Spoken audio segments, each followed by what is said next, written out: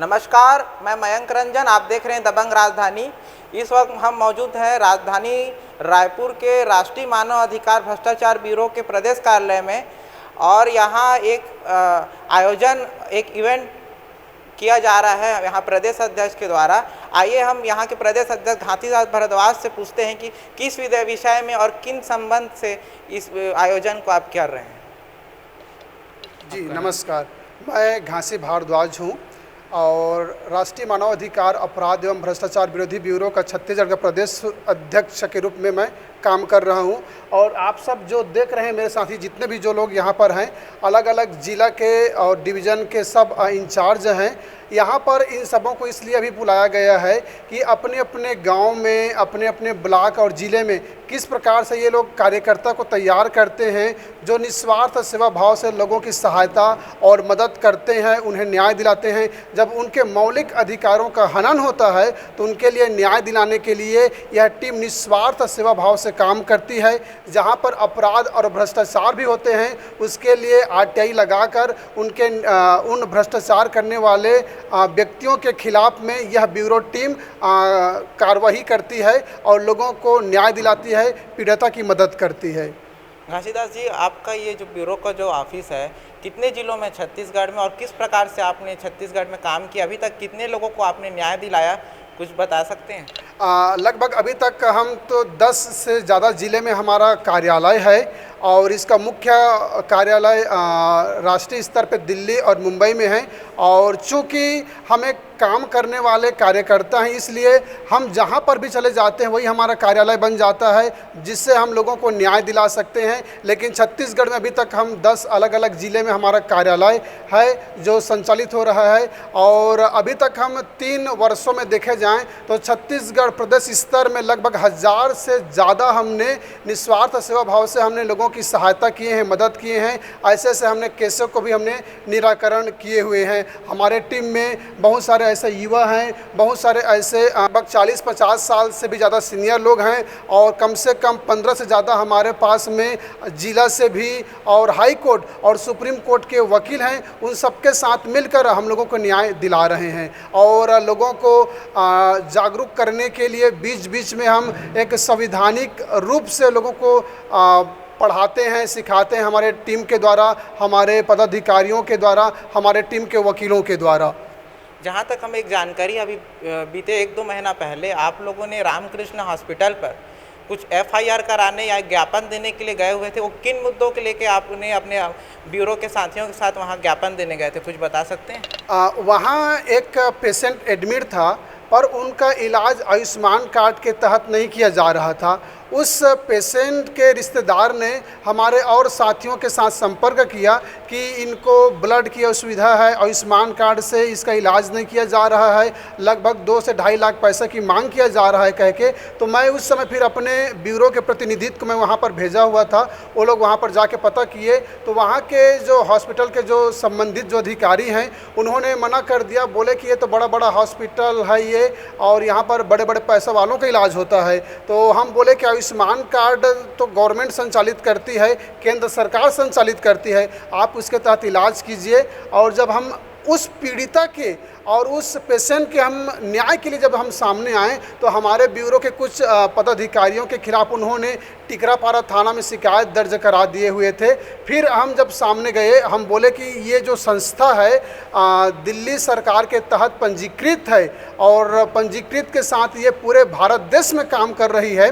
इस प्रकार से जब तमाम चीज़ों को हम दिए और किस प्रकार से उन्होंने झूठा आरोप हमारे ऊपर, हमारे कार्यकर्ताओं के ऊपर लगाए हुए थे, जिस पर मैंने SP को, कलेक्टर साहब को और संबंधित तमाम विभाग के पदाधिकारी को मैंने पत्र दिया।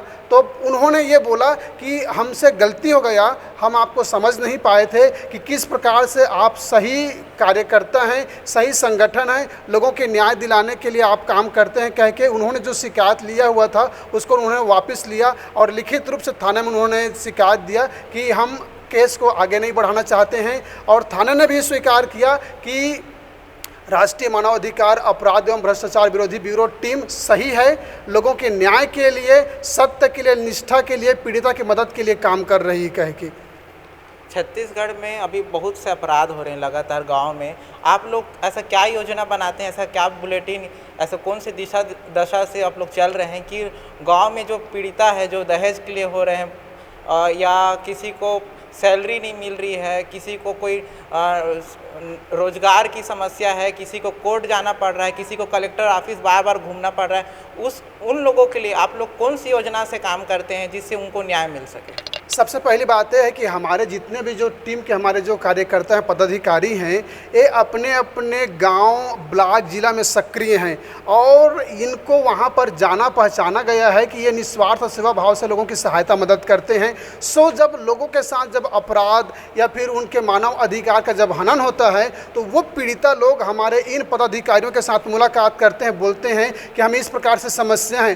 तो लीगल और संवैधानिक रूप से उनका जो अधिकार है ये लोग उनके न्याय के लिए बताते हैं कि आपको यहाँ पर ऐसा करना चाहिए, आपका ये न्याय है। और हमारे जो विधि सलाहकार हैं, हमारे टीम के जो वकील हैं, वो सब लोग उनको मार्गदर्शन देते हैं। इस प्रकार से ऐसा करते हुए लगभग अभी हम 500 से ज़्यादा, लगभग हम कह सकते हैं 1000 भी हमने ऐसे केस को निस्वार्थ सेवा भाव से निःशुल्क रूप से हमने ऐसे काम किया है और लोगों की मदद किए हुए हैं। और उसी का परिणाम है कि आज हम 1 से 2 से लेकर के आज हम हज़ारों से भी ज़्यादा का टीम हम छत्तीसगढ़ में हम काम कर रहे हैं। छत्तीसगढ़ सरकार से ऐसा कुछ सहायता चाहते हैं आप जिससे आप लोगों को काम में आसानी हो और छत्तीसगढ़ के जनता को बहुत आसानी से न्याय मिले? चूँकि एक जनता होता है और सरकार, तो सरकार जिन जिन विभाग को, जिन जिन कर्मचारियों को नियुक्त करते हैं, जैसे कि एग्जाम्पल सबसे ज़्यादा लोगों को न्याय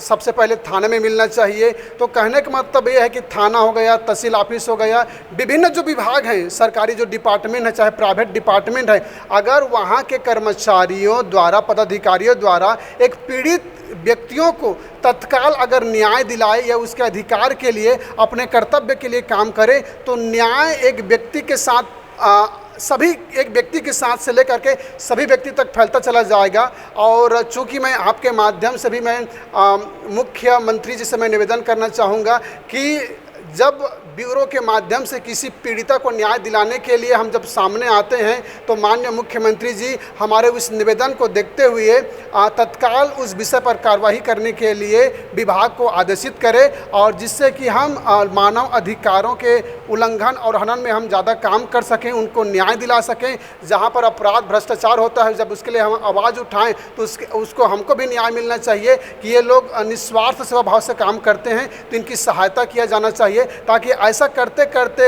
हम राज्य में मानव अधिकार उल्लंघन को हम ख़त्म कर सकें, अपराध भ्रष्टाचार को हम अंकुश लगा सकें। मेरा नाम विजय कुमार कुटे है और राष्ट्रीय मानवाधिकार अपराध भ्रष्टाचार विरोधी ब्यूरो का भी छत्तीसगढ़ प्रदेश प्रभारी युवा प्रकोष्ठ की नियुक्ति हुई।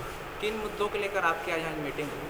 अभी हमारे जो विशेष जो मीटिंग है वो राष्ट्रीय मानवाधिकार अपराध भ्रष्टाचार विरोधी ब्यूरो की ओर से आने वाले 10 दिसंबर की जो प्रोग्राम है, जो अंतर्राष्ट्रीय मानवाधिकार है, जिस दिसंबर के प्रोग्राम हम इस छत्तीसगढ़ में प्रादेशिक स्तर पर हम भव्य रीति से उसे मना सकें और उस कार्यक्रम के विषय में हमने कई विषयों पर, उसके खर्च से उसके व्यय, तमाम चीज़ों पर चर्चा के लिए या उस कार्यक्रम को आते आते हम छत्तीसगढ़ में कैसे मानवाधिकार अपराध को हम रोक सकें, इन तमाम बातों पर चर्चा के लिए हम बुलाए गए हैं।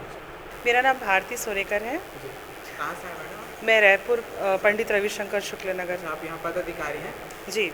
आज हम कैसे आगे भविष्य में राष्ट्रीय मानवाधिकार आसपास के लोगों को जागरूक कर सकें और इस ब्यूरो में हम जो भ्रष्टाचार को रोकने का काम कर रहे हैं और जो लोग अपने अधिकार को अच्छे से नहीं जानते, महिला जो उत्पीड़न से गुजरती हैं और बहुत सारे ऐसे मामले हैं जो अभी हम लगातार यहाँ पर आके आपस में चर्चा कर रहे हैं।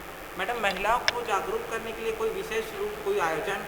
हाँ, अभी हम ये भी करने वाले हैं कि महिलाओं को कैसे हम उनके अधिकारों के प्रति जागरूक करें, चाहे वो कोई भी क्षेत्र हो, शिक्षा का क्षेत्र हो या फिर उनके नौकरी का क्षेत्र हो या घरेलू हिंसा हो या उनका उत्पीड़न हो। तो ऐसे मामले लगातार हम सामने लाकर और भी ज़्यादा विस्तार से इनकी चर्चा कर रहे हैं। तो आप देख सकते हैं ये हमारे मानव अधिकार के प्रदेश अध्यक्ष, जिनका कहना है कि छत्तीसगढ़ को अपराध मुक्त हमको कैसे बनाना है, इस विषय पर इनकी आज यहाँ एक मीटिंग रखी गई हुई थी।